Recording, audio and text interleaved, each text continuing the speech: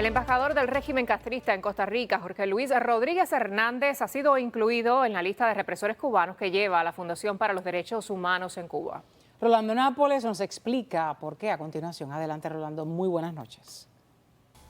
Hola, sí, muchas gracias. Y la inclusión de este embajador del régimen de la isla en Costa Rica en esta lista de represores cubanos se da justo después de que él enviara una carta al jefe de la facción parlamentaria del Partido Liberal Progresista Costarricense, un estrecho aliado de la causa por la libertad de Cuba. Nosotros tenemos una categoría de represores de exportación que incluye a aquellos militares, sobre todo, que van a países aliados de Cuba a participar en la represión, a asesorarla, a otros que tienen cobertura diplomática y que van a países democráticos a desestabilizarlo,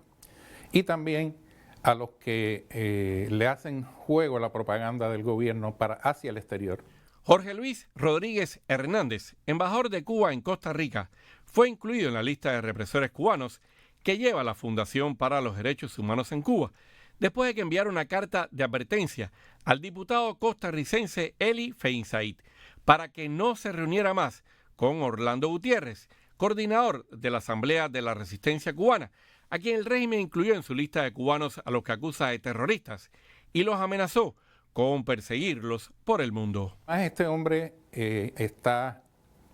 violando un principio de Naciones Unidas, el artículo 2.7 de la Carta de Naciones Unidas, que ellos, por cierto, lo utilizan de vez en cuando para que no se metan en los problemas de derechos humanos,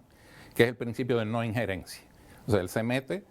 en un problema de los costarricenses. La lista de represores cubanos incluyó al embajador castrista en Costa Rica por calumnia, crímenes de lesa humanidad, por persecución por motivos políticos, violación del principio de no injerencia en los asuntos internos de un país y la difusión de hechos falsos a sabiendas sobre Orlando Gutiérrez. La misiva con que Rodríguez Hernández intentó presionar al diputado Feinsaid en Costa Rica para que no se reuniera más con Gutiérrez está fechada el pasado 21 de diciembre, justo solo 2 semanas después de que el régimen publicara en su Gaceta Oficial el listado de estos exiliados cubanos a los que acusa de terrorismo. Es un hombre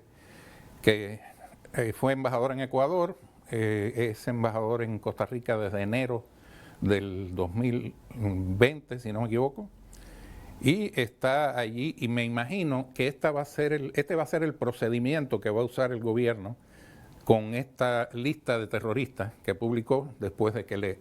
ratificaron la condición de Estado patrocinador del terrorismo. Lo que está haciendo el embajador castrista en Costa Rica es una actividad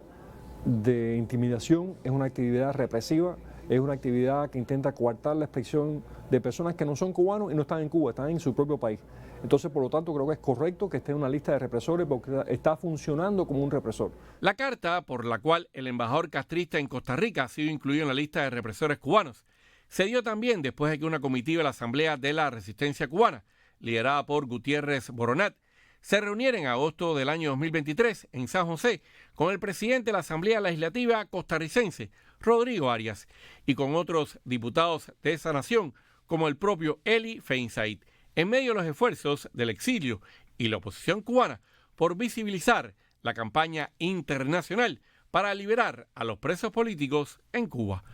Tenemos confirmado que hay legisladores que han recibido la misma carta y no quieren decirlo. Los han intimidado. Entonces, por eso felicitamos al congresista Eli Feinsaid, que ha tenido el valor de enfrentarse a una embajada que es muy agresiva, con diplomáticos que son gorilas y son represores, para decir la verdad, que ellos no pueden ir a Costa Rica a decirle a una persona con quién se puede reunir o con quién no se puede reunir.